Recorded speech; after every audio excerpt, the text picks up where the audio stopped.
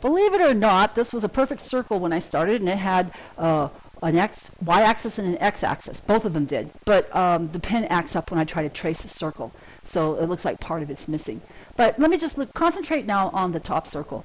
I have labeled some of the notches. I put 3 notches in each quadrant, but I want you to ignore the middle notch in each quadrant. You'll see the labeling has a pattern to it. It starts where t is equal to 0. Then it's at the first notch above t equals 0, it's t equals pi over 6. Then skip the empty space to the next notch, 2 pi over 6. Then go up to the top angle, 3 pi over 6. And move to the left, 4 pi over 6. Skip the empty space, and we have 5 pi over 6. Down to the quadrantal angle, 6 pi over 6. Down below that, 7 pi over 6. Skip the empty space to 8 pi over 6. Down below, on the bottom, we have 9 pi over 6. Immediately to the right of that, 10 pi over 6. Skip the empty space to 11 pi over 6, and then you'll stop at 12 pi over 6, which I didn't write because 12 pi over 6 is the same as t equals 2 pi when you simplify it.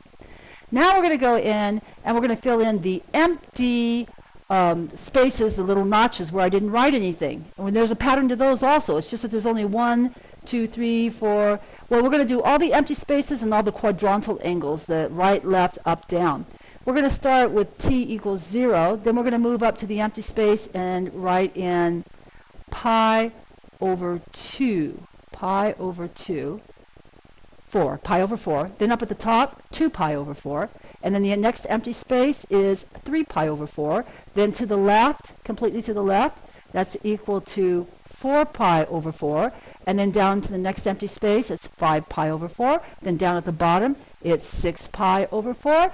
And the next empty space is 7 pi over 4. And then back up to the top, we have 8 pi over 4, which is the same as 2 pi.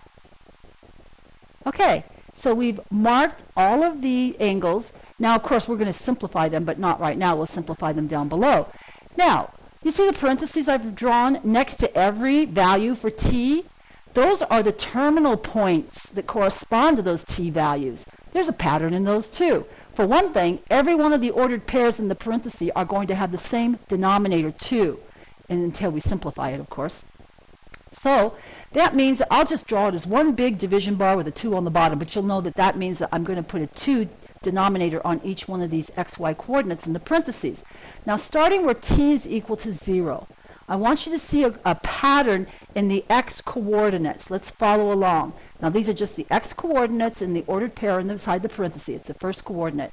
We start where t equals 0, and that corresponds to the x coordinate being the square root of 4. Then you move up, square root of 3, move up, root 2, move up, root 1 to the top, root 0, then back down. We have on the left, we have root 1, root 2, root 3, root 4, and then we go back to root 3, root 2, root 1, root 0, continuing to the right, the square root of 1, the square root of 2, and the square root of 3. And that's our complete circle. So we were able to follow a pattern to get the x coordinates. Now let's fill in the y coordinates, starting again at t equals 0, and we start this time with the opposite extreme, the square root of 0. We have, for the y coordinate at t equals 0, we have the square root of 0, square root of, go back. Square root of 1 is the next one for the y coordinate. Then the next one, square root of 2, square root of 3, square root of 4, square root of 3, square root of 2, root 1, root 0. Then we go down to root 1, root 2, root 3, root 4, then back to the right, root 3, root 2, root 1, and back up to root 0. Now, there's another thing we have to realize. These are ordered pairs xy on the top, okay, and they're all over, everything's over 2. But the deal is, we have 4 quadrants, and the different quadrants, the x coordinates will be positive or negative, and the y coordinates will be positive or negative. And we have to take that into account and put the proper signs on front of the x and the y coordinate in the numerator. So in the first quadrant, everything's positive, no problem, everything's positive. At the top, the x coordinates start to be negative. They're going to be negative in the entire second quadrant. Then down in the third quadrant, the x and the y coordinates are going to be negative, so put negative signs there. And in the fourth quadrant, only the y coordinates are negative. So that's what we get. And we followed a pattern. There were lots of patterns there. Now we're going to simplify everything to get this final version of the circle. And this is the unit circle and the terminal points on the unit circle corresponding to the real numbers t. So we're just simplifying everything we did above. We're filling in the quadrantal angle terminal points first, 1, 0, 0, 1, negative 1, 0, 0, negative 1. Now we're going around and we're simplifying each of the ordered pairs. Now, as we fill this in, I just want to remind you that this chart is going to be very helpful. And you'll see a pattern even the way I'm filling it out. Like above here, I wrote 1/2, comma, square root of 3 over 2. And if you go directly across, that corresponds to negative 1/2, comma, negative square root of 3 over 2. So there's a pattern all over this place.